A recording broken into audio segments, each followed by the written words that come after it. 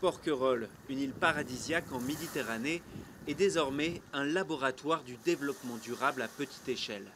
Avec seulement 250 habitants à l'année, mais 1 million de touristes par an, l'île fait face à un stress hydrique extrême et doit acheminer toute son eau depuis le continent.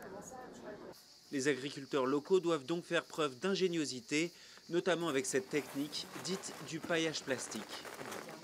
On voit que là, même si ça a été arrosé il y a 2 jours, il y a encore une terre qui est très humide. Alors qu'en plein champ, en 2 jours, la terre est sèche et dure et ne retient rien du tout. Tu peux commencer à enquiller dans le camion, s'il te plaît ? Le projet Copain, comprenait collection, patrimoine et insertion, est à l'origine de nombreuses initiatives écologiques et solidaires. Ses employés sont des chômeurs en réinsertion et elle fonctionne en circuit court pour alimenter les habitants et les restaurateurs de l'île. Au menu de ce restaurant, des beignets de fleurs de courgettes cueillis le matin même. La fleur de courgette, c'est la courgette mâle et ici vous avez la courgette femelle qui est juste là.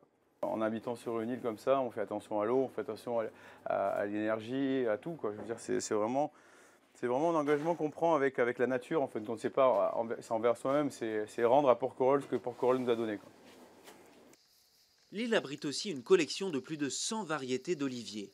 Comparé à des collections similaires d'autres pays méditerranéens, ces arbres permettent aux scientifiques de mieux comprendre le changement climatique.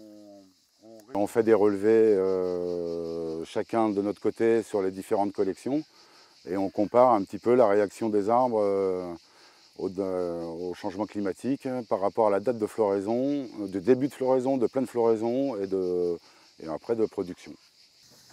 À l'heure où ces subventions publiques baissent, l'association veut désormais s'autofinancer en vendant sa production d'olives.